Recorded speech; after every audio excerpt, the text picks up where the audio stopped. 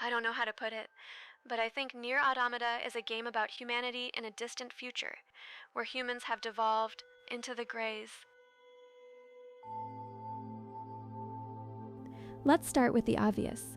In the lore of Nier Automata, humanity is simply absent. As a matter of fact, humans went extinct, leaving only androids and robots on the surface of a desolate planet. The protagonists of the story, well, at least the androids 2B and 9S, are pretty much unaware of that fact and blindly follow orders from their higher up until a certain point in the game. I guess it's no surprise that the game embodies very interesting themes, portrayed in the contrast between the android life form and the self-determination question. Which brings me to this. What defines self-determination? And what defines consciousness? I know that is an old philosophical question raised many times throughout the ages already. I don't really want to dive into intellectual philosophy. This is not my forte nor my cup of tea, but stick with me for a moment, you'll see. If I am not mistaken, mainstream science still sees the human body as some sort of a biological machine, the result of plain matter and chemical reactions. In other words, a materialistic and deterministic viewpoint. I will immediately throw a counterpoint to this idea with the help of some excerpts from Philippe Guillemot, but before that, here's a quick introduction about him, found on Grokipedia. Philippe Guillemot is a French physicist and engineer renowned for his work as a research engineer at the French National Center for Scientific Research, where he specializes in systems engineering, chaos theory, and interdisciplinary explorations of time, causality, and consciousness that integrate physics with philosophical concepts. In this video, he says, "Our way of reasoning, our way of calculating, our way of predicting, our way of being intelligent is based on an incorrect framework. Science has ditched everything that was supposedly subjective, everything that was in the domain of feelings, everything that was in the realm of intuition, and therefore we dropped a part of knowledge which normally belongs to philosophers, metaphysicians, etc." And in this video, he says, "Our true identity is of a different nature, and it is something that we can understand through feeling, through connection to our deepest self. We are not isolated in space-time, we are connected to something greater than ourselves, our higher self. And our higher self, which is unconscious to us, is able to know which future realities are possible and which are the best for us. Now I'm aware that might be hard to swallow for first-timers, so on a more practical level, you should know some three-letter agency in America was involved with experiments about consciousness.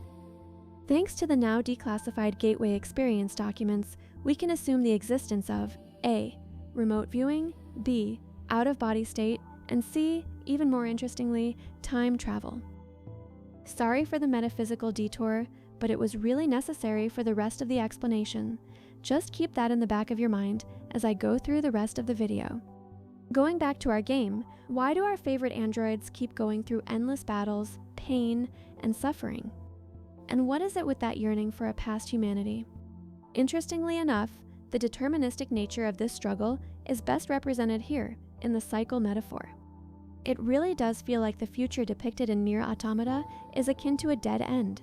And as in many cautionary tales, the end result described in those fictions typically represents the future that is meant to be avoided. So let's have a look back in time, in the game's lore, while drawing connections to our real world.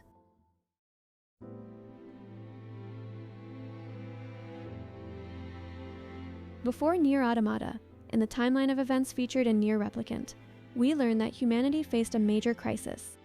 Here I will simply refer to the Nier fandom website's entries to keep it short and simple.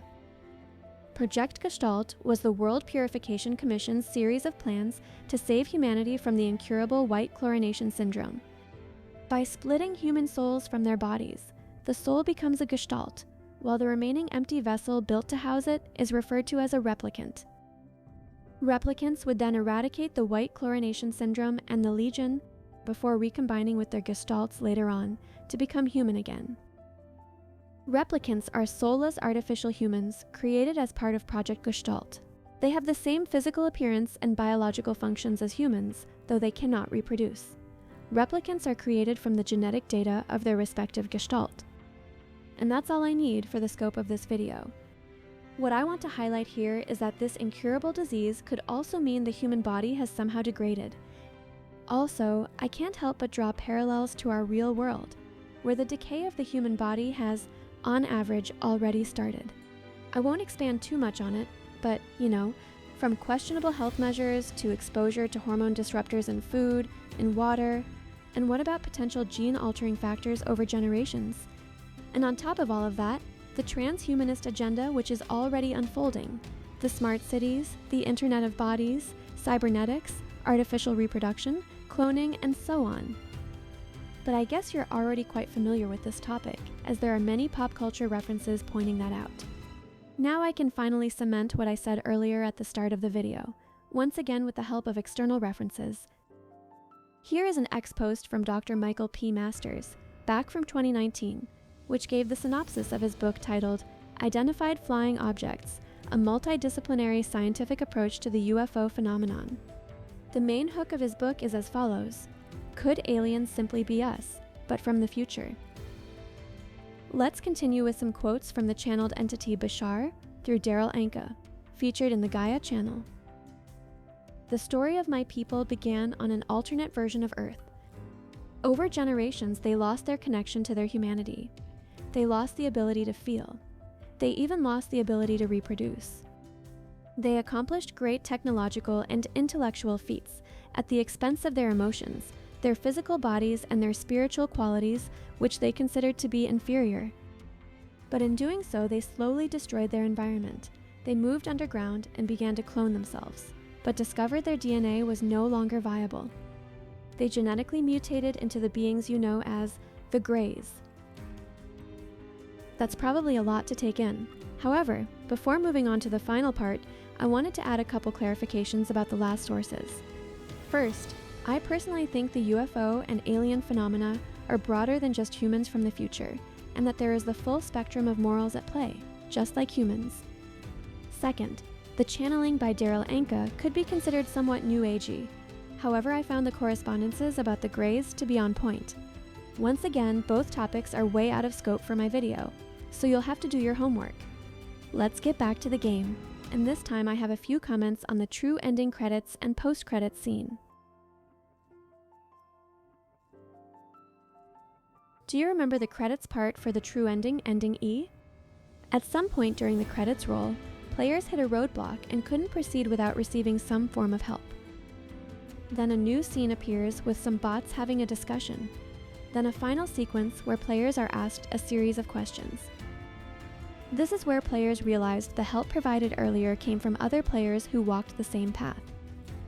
Players who were willing to sacrifice their save in order to lend a hand to a total random stranger who might be someone they dislike. Plus, in such a case, players shouldn't expect anything in return. In other words, a selfless action. And just like that, not only Nier Automata connected its players through a genuine, heartfelt experience, it low-key introduced its audience to the concept of service to others, which is so powerful in and of itself. An important concept that is hard to pin down exactly, as it's more of a lifelong, ongoing process. Let's just say that in simple terms, we tend to think in terms of good and evil, which is fine for the most part, but service to self and service to others are a bit more complex than just black and white. Again, I'll leave it there for you to dig into. And before I forget, I need to talk about the bots. This is a bit more extrapolative. However, I really feel like the dialogue in this scene was meant for both the protagonist androids, and maybe even more importantly, for us players. Here are some lines from the scene. Life is all about the struggle within this cycle. However, the possibility of a different future also exists. A future is not given to you. It is something you must take for yourself. Considering what was presented in this video, maybe this could shed some new light on the core message of Nier Automata. Personally, I get the feeling some of the artists behind the game had some sort of channeling or inspiration from elsewhere. I just wanted to make it clearer, but of course, this is just me. I could be wrong on that front. Also, my explanations were probably on the lighter side of things, but hopefully you'll get the gist of it. And lastly, there are no plans for this channel. There's no need to subscribe, really. Goodbye, everyone.